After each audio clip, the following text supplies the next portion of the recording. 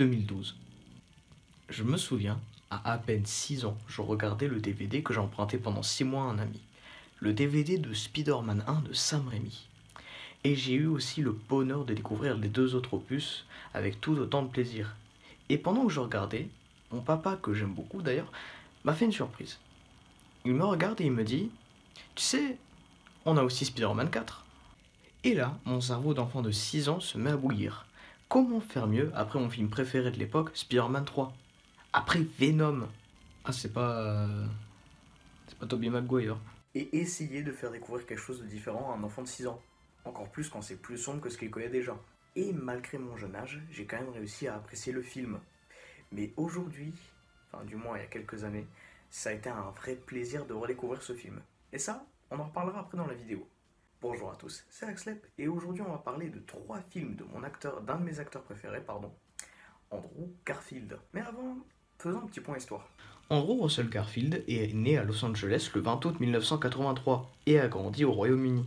Et commença sa carrière d'acteur avec Lions for Lamb, avec lui et accessoirement Tom Cruise. Et fait aujourd'hui partie des acteurs les plus prometteurs de sa génération, mais a déjà eu l'occasion de faire ses preuves avec quelques films, dont les 3 dont je vais vous parler aujourd'hui.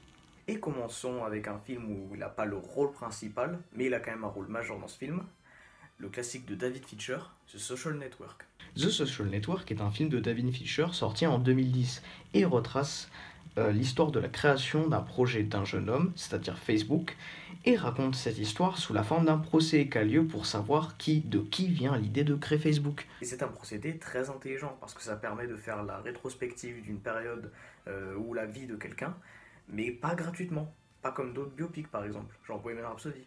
Et dans ce film, Andrew Garfield joue le rôle de Eduardo Saverin, un des acteurs principaux de Facebook, et un des amis du personnage principal, Mark Zuckerberg, joué par Jesse Eisenberg.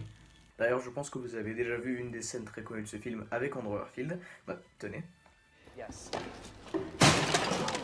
About now, you're still wired in? Security. You issued 24 million new shares of stock. You were told that if new investors came along... How much of your shares diluted? How much... Bon, je vous mets pas la scène en entier, mais c'est pour vous montrer que l'acteur sait faire passer des émotions aux spectateurs. Enfin bref, c'était tout à propos de ce film, ou du moins de la participation d'Andrew Garfield dans ce film. Si vous voulez regarder le film, il est sur Netflix. Et puis enchaînons avec le prochain film, qui est pour moi le meilleur film de l'année 2021, Tic Tic Boom, de Lin-Manuel Miranda. Et comment vous dire que le film est bien ?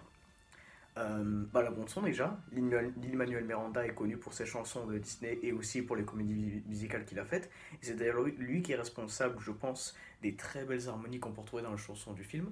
Mais aussi Jonathan Larson, qui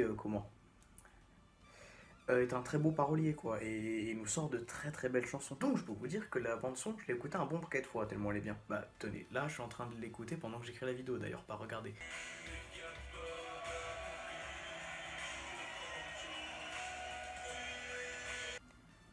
Alors c'est pas le bon...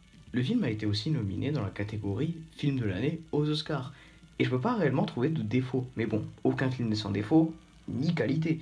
Mais là, c'est dur de mettre le doigt dessus. Enfin bref, c'est une exclusivité sur Netflix, et ça mérite clairement 1h55 de votre temps. Enfin bref, passons au prochain film. D'ailleurs, j'en ai parlé au début de la vidéo. The Amazing Spider-Man. Tout d'abord, faut savoir un truc. Je suis un très grand fan de la trilogie Batman de Nolan. Et qu'est-ce qui m'a vendu ces films avant que je les voie ? Leur réalisme. Et donc je me suis penché vers d'autres films de super-héros du style, avec un côté réaliste. Ce qui m'a fait découvrir Man of Steel, le film avec Superman, qui propose une version du super-héros avec une ambiance plus terre-à-terre et savoir et montrer l'impact qu'aurait Superman dans notre monde réel. Et bien sûr, je me suis aussi penché sur mon super-héros préféré.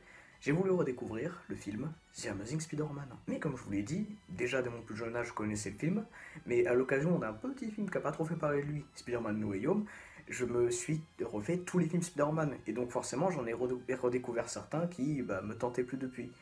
Mais là, je me suis pris une vraie claque en le re-regardant. Mark Webb a su proposer une vision plus intime et proche de la réalité que la trilogie de Sam Raimi.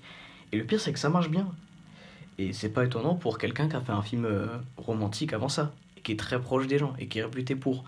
Et alors oui, j'en ai entendu beaucoup dire que Andrew Garfield était parfait en Spider-Man, et était trop cool pour être un Peter Parker.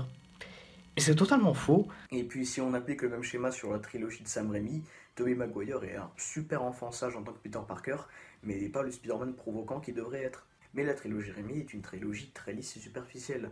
Donc quand il s'agit de faire une adaptation plus réaliste du personnage, Peter Parker n'est plus le loser stéréotypé par excellence qu'il était, mais plus un gars qui s'est frappé à l'école par Flash Thompson, parce qu'il a tendance à provoquer, et ouais, mais c'est pas proche des comics. Bien sûr que c'est fidèle aux comics. C'est une adaptation du comics Ultimate Spider-Man. Et le Peter Parker que j'ai décrit dans The Amazing Spider-Man, c'est exact le même qu'il y a dans ce comics. Ouais, mais c'est pas les histoires de Stanley, de Steve Ditko, quoi. Donc, c'était il y a 50 ans la sortie du film. Donc, c'était des histoires un peu vieillots et qui ont déjà été traitées par Sam Raimi. Et puis, c'est un peu pour ça que ça a été écrit, l'univers Ultimate. Pour créer une vision plus réaliste et récente des récits Marvel. Donc voilà, ça c'était pour les critiques débiles. Continuons.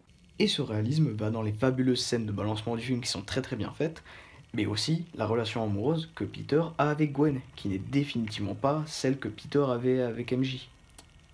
Et que Peter a avec MJ. C'est un peu confus là. Bon, malgré son succès un peu mitigé dans les critiques, je pense que vous l'avez déjà au moins vu si vous, si vous étiez né à cette époque-là, parce que ça a fait quand même un gros succès au box-office.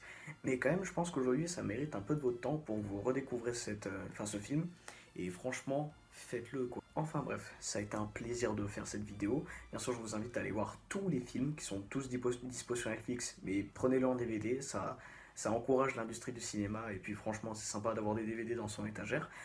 Donc voilà, on se retrouve dans 2 semaines pour la prochaine vidéo. C'était Axleb. Au revoir.